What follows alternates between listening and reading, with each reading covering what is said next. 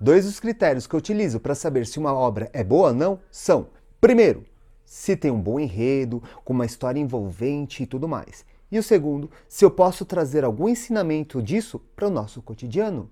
E One Piece tem justamente esses dois aspectos em cheio, tanto que no vídeo de hoje eu irei explicar o que é escambo usando alguns exemplos de One Piece. No entanto, antes aqui eu quero fazer a chamada. Eu sou o André Gussi e esse é o Entreter e Conhecer. Você aí assina deixando aquele joinha maroto e se inscrever no canal. Agora, sem mais delongas, vamos para o conteúdo de hoje.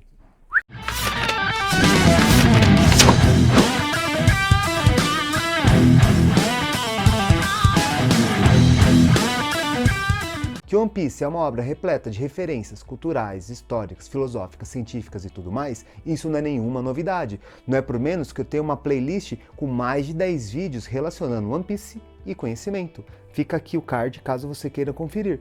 E no vídeo de hoje aqui teremos mais uma, que nós iremos aprender o que é escambo com alguns diálogos de Usopp na saga de Skypiea.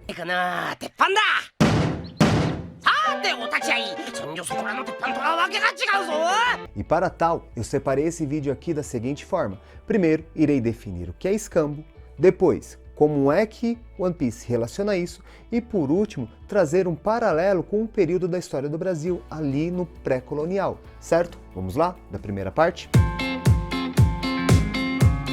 Escambo, de uma forma simples, direta e objetiva, é a troca comercial sem dinheiro, ou seja, de espécie por espécie, sendo uma das primeiras formas que o homem encontrou para comercializar. Qual que foi esse contexto? Ali na pré-história, eles eram nômades, depois eles foram sedentarizando. Com o passo, foi tendo uma divisão de trabalho. Umas pessoas faziam plantações, outras criavam de animais, outras o artesanato e tudo mais. Depois, eles precisavam trocar esses bens. No início, eles faziam assim: quem plantava, ia lá e trocava por alguns animais, ou ia lá e trocava por outras roupas e tudo mais, fazendo todo esse comércio sem o dinheiro. Veja que aqui tem algumas dificuldades para comercializar. Por exemplo, se eu planto trigo e quero carne de baleia, eu vou até lá, o baleeiro, e levo o meu trigo. No entanto, se esse baleeiro não quiser meu trigo, ele fala: olha, eu troco a carne de baleia por roupas. Então, o cara vai ter que ir lá na roupa, trocar por roupa e depois levar para o baleeiro. E assim vai. Não é por menos que o ser humano desenvolveu o dinheiro para facilitar essas transações comerciais. No entanto, aqui eu deixo para outros vídeos. E agora nós vamos para a segunda parte do vídeo, no qual One Piece mostra esse tipo de relação. Isso vai ocorrer no episódio 194 do anime, no qual eles acabam de derrotar o Enel e todo mundo fica ali comemorando e o bando do Chapéu de Palha está se preparando para zarpar. No entanto, antes de fazer isso, o Usopp negocia com o pessoal de Skypiea os discadores, que são a tecnologia própria ali do céu, com os itens que ele tem. E ele fica oferecendo elástico, folhagem de ferro e tudo mais. E ele faz uma baita propaganda.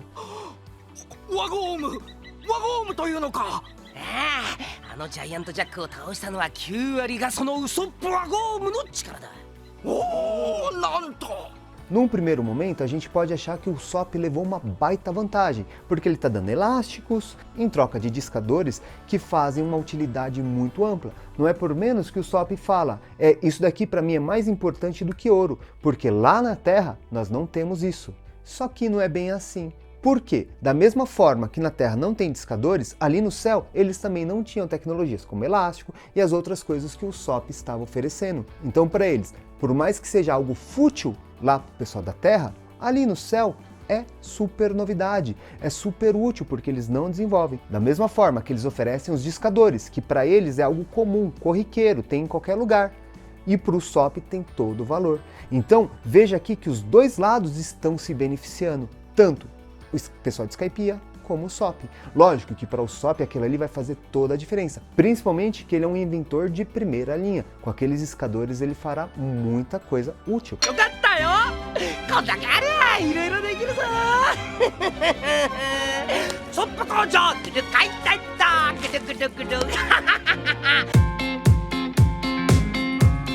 E aqui nós podemos fazer um paralelo com a história do Brasil, ali de 1500 a 1530, no qual os portugueses ofereciam espelhos, pentes, galinhas, facões em troca do pau-brasil. Normalmente a gente aprende que os índios pegavam coisas sem valores, bugigangas, como vasilhas, tudo isso que eu falei para vocês, em troca do pau-brasil.